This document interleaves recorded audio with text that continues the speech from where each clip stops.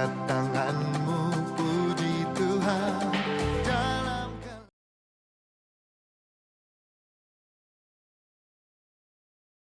Shalom, selamat pagi saudara dimanapun saudara berada.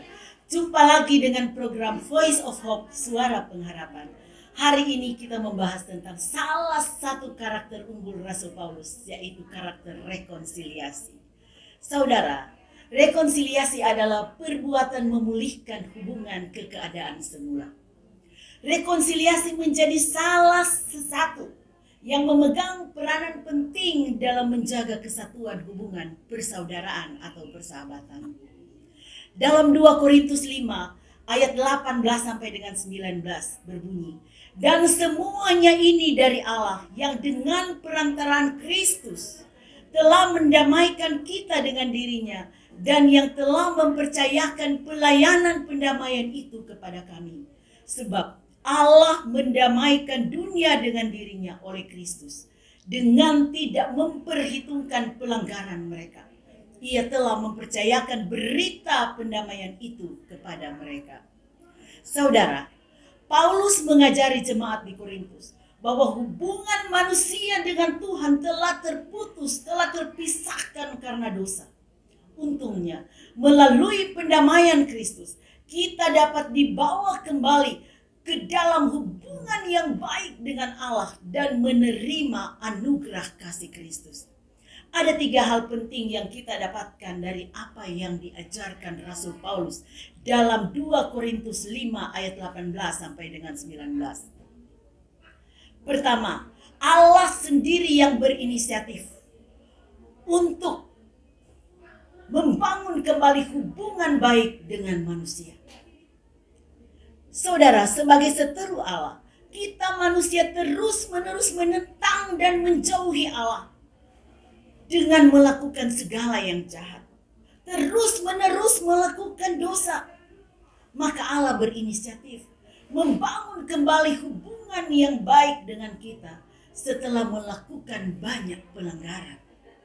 Allah ingin mendamaikan kita dengan dirinya karena begitu besar cintanya kepada kita.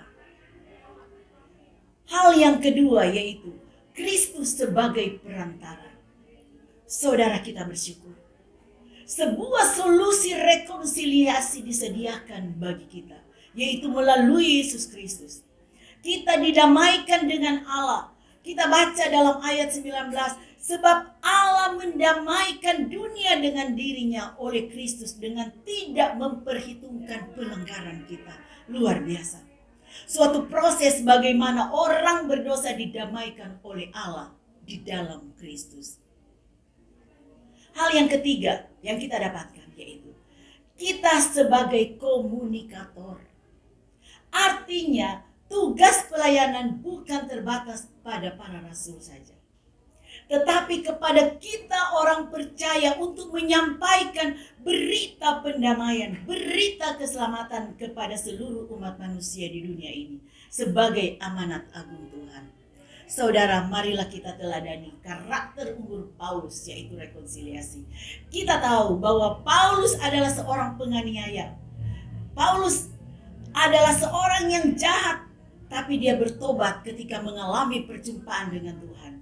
Dan sejak saat itu dia berkomitmen untuk memberitakan Injil keselamatan. Jadi saudara, apa yang dapat kita pelajari dari kehidupan Rasul Paulus? Pertama, kita belajar bahwa Allah dapat menyelamatkan siapa saja.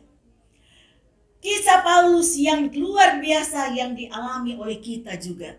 Orang berdosa yang diubahkan oleh kasih karunia keselamatan pendamaian. Kedua, siapapun dapat menjadi saksi Kristus, memberitakan Injil, melayani Tuhan dan sesama dengan tulus hati. Sebagai rasa syukur kita atas apa yang Tuhan lakukan bagi kita. Terima kasih, Tuhan Yesus memberkati. Terima kasih sudah menonton podcast Voice of Hope edisi Agustus dengan tema From Bad Habit to Good Habit. Kalau kamu merasa video ini bermanfaat, yuk like dan share ke teman-temanmu. Butuh dukungan doa? DM kami di @rajolo.fm melalui Instagram dan TikTok. Mau bergabung dengan komunitas yang positif dan penuh kasih? Ayo jadi bagian dari Raja Wali Family Ministries.